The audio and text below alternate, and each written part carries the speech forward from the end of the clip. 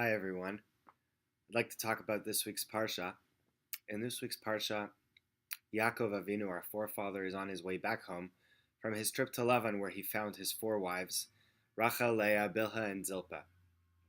And he's coming back and he's a little nervous because when he had left Israel, he left his brother Esav wanting to kill him. Because we know that Yaakov took the blessing from Esav. He got the blessing from his father.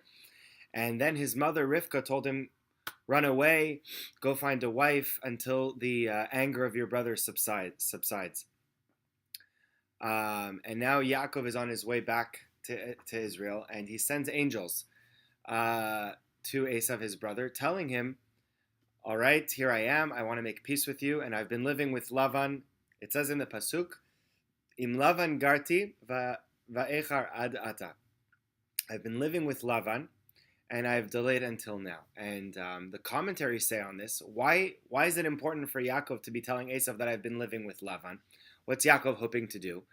So Rashi explains that if you look at the letters of Garti, the letters are Gimel, Resh, Taf, Yud, and you rejumble the letters, it comes out to the letters Taryag, Taf, Resh, Yud, Gimel, which each have the same gematria of 613, corresponding to the 613 mitzvot of the Torah.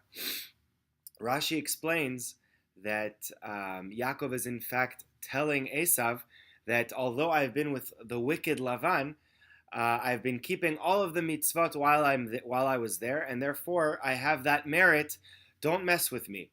And it seems that Yaakov is actually threatening his brother on his way back. So the question that the Chafetz Chaim asks is, why is Yaakov threatening his brother?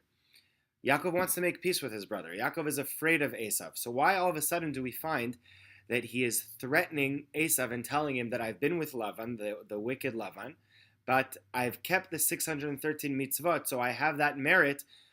Just be careful.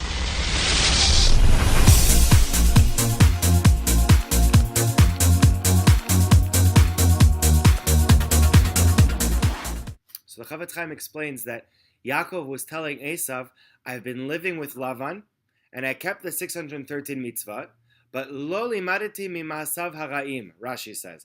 I didn't learn from his evil ways, but that can be understood two ways. Either that could mean I'm righteous and I'm meritorious, and I haven't learned any wicked things from Lavan. But the Chafetz Chaim explains that Yaakov is actually putting himself down in order to appease Esav and to flatter him. And he was telling Esav that I didn't learn from Lavan. I didn't do my mitzvot, I didn't do my positive commandments with the same zeal and eagerness that Lavan did his wicked deeds. So I don't have that merit. So Yaakov was really telling Esav, don't worry about me. I'm not a threat to you. Although I do mitzvot, I have not done them on the same scale and with the same fortitude that Lavan has behaved in his wicked ways. Lavan has invested more energy and will in his evil than I have in my Torah and in my goodness. This is a very interesting explanation. We find a similar idea with Bilam Harasha.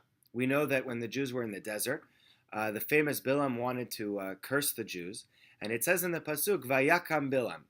Bilam got up. So Bilam got up in the morning, and Midrash says that God says to Bilam, Rasha, you're getting up, but my Avraham Avinu got up even earlier than you. And we know that it says before the Akedat Yitzchak that Avraham Avinu got up for the Akedah. It says, Vayashkem Avraham baboker, vayachavosh et chamorah. To which the Midrash is explaining that God is telling Bilam, you think you're getting up early to curse my people?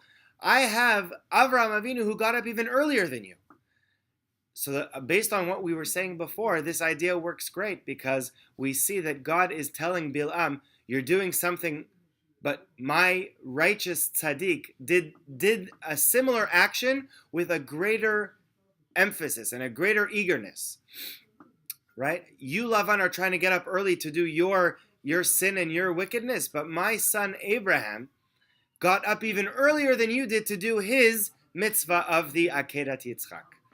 We say every day in Shema Yisrael, Ve'ahavta et Hashem Elokecha, bechol levavecha. And Rashi asks a question. The word for a heart in Hebrew is a lev. So if I were to say, serve God with all of your heart, I would say libecha. Why does the pasuk say levavecha with two bets? So the answer is that this really literally means two hearts. And Rashi explains that you have to serve God with your yetzer hatov and your yetzer hara, your good and your evil inclination. But one second, how am I going to serve God with my evil inclination? So it's a famous question, but according to what we've been saying, you can really think about it like this, that if I look at the way I do an avera, when I do a sin, we all sin in life. If I take a look at my sins and what my evil inclination is able to make me do, and I look at the eagerness and the energy that I have during such a sin, that is a way of me making an evaluation of my own positive mitzvot. I have to make sure that my mitzvot are done on a greater level and with a greater energy than that which I do averot.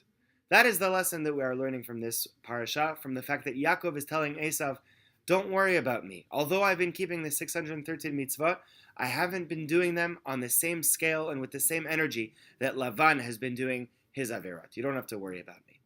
May we all merit to have less and less sins and do more and more mitzvot, and let's do them with as much energy and positivity as we can, so that when we get up there, we'll be judged favorably, and you should all have a great Shabbat. Shabbat Shalom.